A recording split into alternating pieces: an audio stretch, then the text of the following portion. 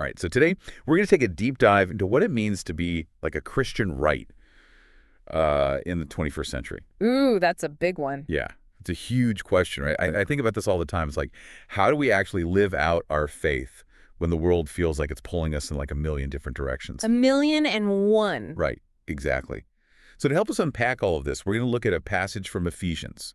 It's Ephesians 4:7, 16, and this passage is it really hits on like the core of what it means to be a Christian in any time really, but especially like right now. It really does. It's like Paul knew we'd be having this conversation centuries later. Right. It's so relevant.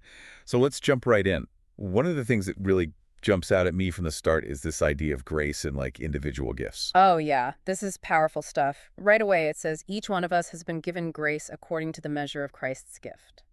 So easy to just kind of like read over that. But when you stop and think about it, like in the context of our modern world, it's kind of mind blowing. Totally. It's like everywhere we look, we're told to be more, to do more, to achieve more.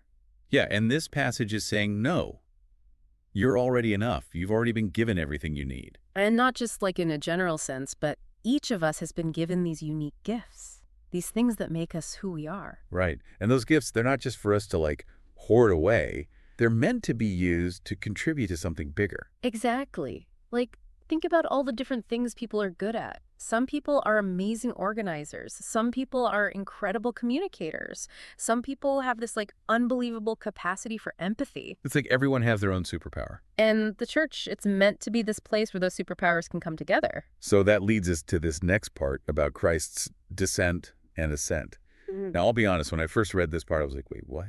Right. It's one of those passages that can feel a little abstract. Yeah, so can you help us break this down a little? Sure. So it's not about like a literal physical descent and ascent. It's a metaphor. Okay, a metaphor for what? It's a metaphor for the universality of Christ's message.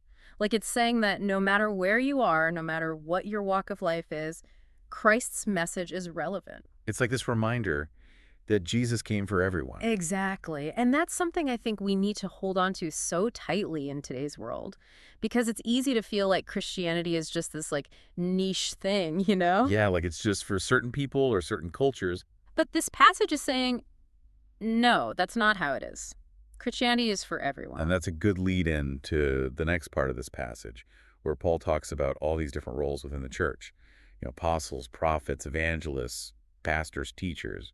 And again, it's so easy to think of these as like just titles or positions, but that's not really what Paul is getting at. Yeah, it's more about like action, about how we contribute to the community. Exactly. It's like he's saying we all have different gifts, different ways of expressing our faith, and these roles offer a framework for using those gifts to like build up the church to help it grow. Okay, so I can see how this all ties back to the beginning, like those unique gifts we talked about. Yeah, right. Like maybe you're gifted at teaching. Well, then maybe your role is to help others learn and grow in their faith. Or maybe you're gifted at encouraging others. Then maybe your role is to be that person who lifts people up, who helps them see their own potential. Okay, so it's like everyone has a part to play.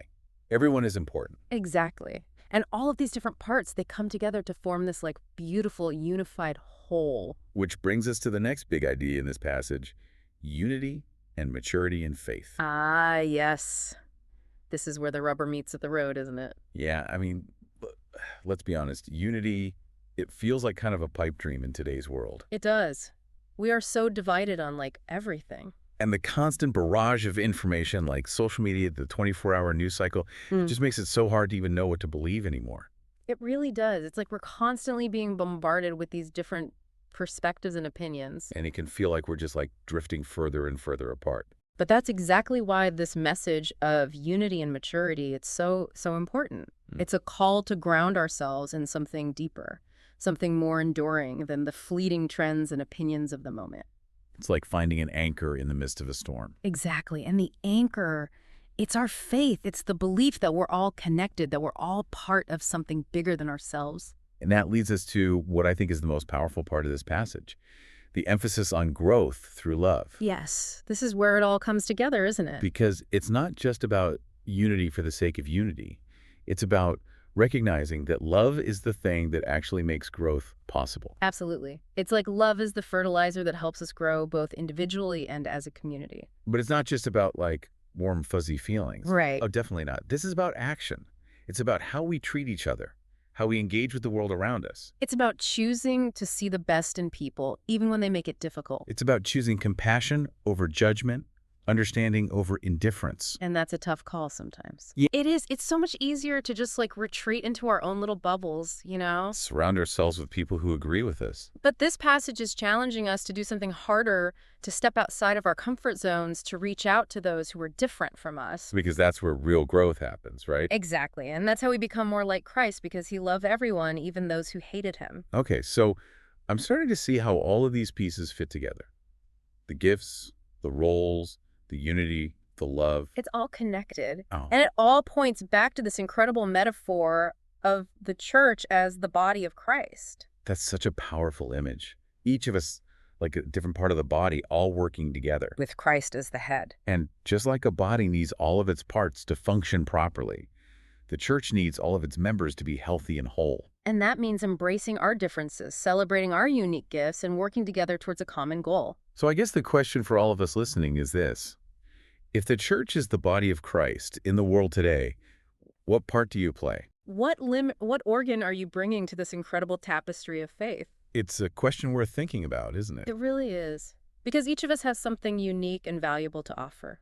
And when we come together and use our gifts in love, that's when we can truly make a difference in the world. And that's what it means to be a Christian in the 21st century. I love that. And on that note, thank you so much for joining us for this deep dive into Ephesians 4.7:16. It's been a pleasure. We hope you'll join us again next time as we continue to explore what it means to live out our faith in the modern world.